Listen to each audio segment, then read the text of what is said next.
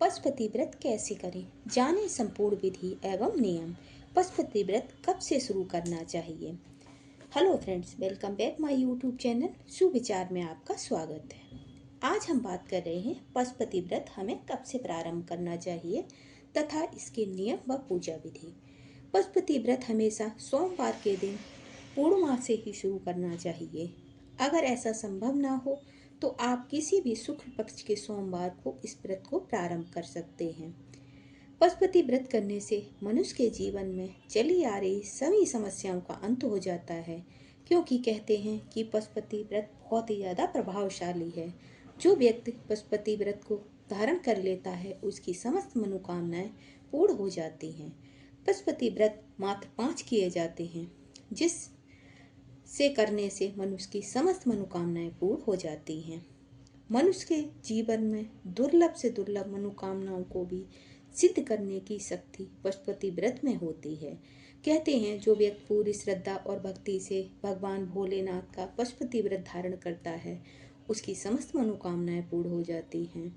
यह व्रत केवल 5 ही किए जाते हैं और उसके बाद उद्यापन कर दिया जाता है, और अगर आपका कार्य पूर्ण न हो तो आप पुनः इस व्रत को वापस से उठा सकते हैं, लेकिन 5 व्रत करने के बाद आपको उद्यापन करना जरूरी होता है। पशुपति व्रत करने वाले को सर्वप्रथम सुबह जल्दी जागना चाहिए। पशुपति व्रत करने के लिए हमें एक थाली सजा लेनी है जो हमें शिवालय लेकर जानी है। ध्यान रहे कि जिस थाली से सुबह पूजन करना है उसी थाली को आपको शाम को पूजन करना है, इसलिए पूजन करने के बाद उस थाली को हमें धोना नहीं है। पशुपति व्रत हमेशा शुद्ध मन से करना चाहिए। पशुपति व्रत की थाली कैसे सजानी है। पशुपति व्रत में थाली सजाने के लिए आपको कोई भी पीतल, तांबे, कांसे या फिर स्टील की एक थाली ले लेनी है। अब इस थाली में थोड़ा सा सफ़ेद चंदन, फूल, बेलपत्र, नंदी जी के लिए दूर्वा, अकौड़े के फूल, समी के पत्ते, फूल और पंचामृत यानी दूध, दही, घी, शक्कर, शहद, साफ जल जिसमें गंगा जल मिश्रित हो, बेलपत्र, भोग, प्रसाद के लिए कुछ सामग्री, ये सामग्री रख लेनी है। साथ ही साथ आपको रोली, चंदन, घी और एक दिया, भस्म, इत्र, कलावा, जनेऊ इत्यादि भी रख लेना है। अब आपकी पशुपति व्रत की पूजा की थाली तैयार हो गई है। बृहस्पति व्रत करने वाले को ब्रह्म मुहूर्त में जाकर अपने सभी दैनिक क्रियाकलापों से निवृत्त होकर घर में अपने देवी देवताओं की पूजा करने के बाद थाली तैयार कर लेनी है। जिस थाली में जो मैंने आपको सामग्री बताई है उन सभी सामग्री को सजा लें। अब आपको इस थाली को लेकर के किसी भी पास के शिवालय में जाना है। अगर शिवालय बहुत दूर है तो आप कोई ऐसा शिवालय देखें जो आपके घर के पास हो, क्योंकि आपको पूजा के लिए सुबह भी जाना है और शाम को भी जाना है। अब शिवालय पहुंचने के बाद सबसे पहले शिवालय की चौखट पर अपना माथा टेकें और भगवान भोलेनाथ से प्रार्थना करें कि हे प्रभु, मैंने आपका ये पशुपतिनाथ व्रत धारण किया है। मैंने जिस उद्देश्य से आपका व्रत धारण किया है उस मनोकामना को पूर्ण करें। सर्वप्रथम भगवान भोलेनाथ को गंगा जल मिले हुए जल से स्नान कराएं। उसके बाद दूध, दही, घी, शक्कर, शहद से एक एक करके सभी चीज़ों से भगवान भोलेनाथ का अभिषेक करें। जब सभी अभिषेक पूर्ण हो जाएं तो अंत में फिर से स्वच्छ जल से महादेव को स्नान अवश्य कराएं। तत्पश्चात भोलेनाथ का श्रृंगार करें।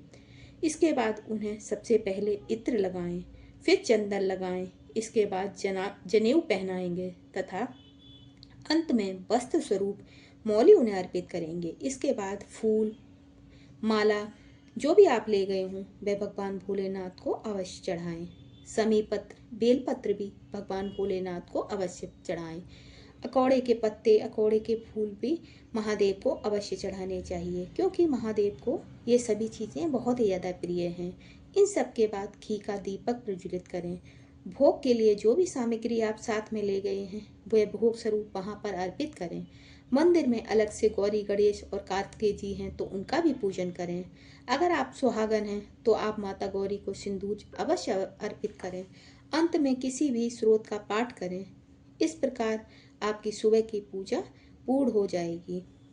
पशुपति व्रत में शाम की पूजा विधि आपको अब कैसे करनी है। इस पूजा को करने के बाद आप अपने घर पर चले आएं और उस थाली को ऐसे ही उठा कर रख दें। अब शाम को आपको उसी थाली को तैयार करना है। आप में जो भी सुबह आप सामग्री ले गए हैं उसमें से सभी सामग्री को थोड़ा थोड़ा आपको बचा कर ले आना है। तो आपको जब सुबह पूजा के लिए जाना है तो सभी सामग्री को थोड़ा सा ज़्यादा ही ले जाएं। पशुपति व्रत में जो सुबह पूजन के लिए आप थाली ले गए थे उस थाली को बिना धोए ही रख दें। जो सामग्री बची हुई है उसे उसी प्रकार रहने दें और उसी से शाम को भी भगवान भोलेनाथ की पूजा अवश्य करें। शाम के समय आपको अभिषेक नहीं कराना है, केवल अपने घर में कोई भी भोग की सामग्री बना लें। जैसे सूजी का हलवा बना सकते हैं, खीर बना सकते हैं, मालपुआ बना सकते हैं या चूरमा भी बना सकते हैं। इसके बाद घी के 6 दिए अपने साथ लेकर मंदिर जाएं। मंदिर जाकर 5 दिए वहाँ जला दें। भोलेनाथ को जो प्रसाद आप ले गए हैं उस प्रसाद के 3 हिस्से कर दें। 2 हिस्से मंदिर में छोड़ दें और 1 हिस्सा स्वयं के लिए उठाकर घर आ जाएं और उस प्रसाद को पूजा के बाद स्वयं ग्रहण करें और भूल से भी उसे किसी अन्य व्यक्ति को ना दें। प्रसाद ग्रहण करने से पहले 5 दिए मंदिर में प्रज्वलित करें और 1 दिए को बिना जलाए अपने घर लेकर आ जाएं। इस दिए को घर की चौखट पर यानी आप अपने घर की तरफ मुख कर लें और फिर आपका दाहिना हाथ जिधर है उस दाहिने हाथ की तरफ घर की चौखट पर ही यह दिया प्रज्वलित कर दें। भगवान भोलेनाथ को प्रणाम करें, अपनी मनोकामना की पूर्ति की कामना करें और फिर घर में आकर वह जो तीसरा हिस्सा आप मंदिर से लेकर आए हैं उसे ग्रहण कर लें। इस प्रकार आपकी शाम की पूजा भी पूर्ण हो गई है। पशुपति व्रत का उद्यापन 5वें दिन किया जाता है, यानी जब आप 5 पशुपति व्रत पूरे कर लें उसके बाद आपको इसका उद्यापन कर देना होता है। उद्यापन की सारी सामग्री सामान्य वही रहेगी जो हम प्रतिदिन पूजा करते हैं। 5 दीपक जलाते हैं, प्रसाद के 3 हिस्से करते हैं। इसके अलावा एक काम और करना होता है। उद्यापन के दिन थोड़ा सा सीधा ले लिया जाता है।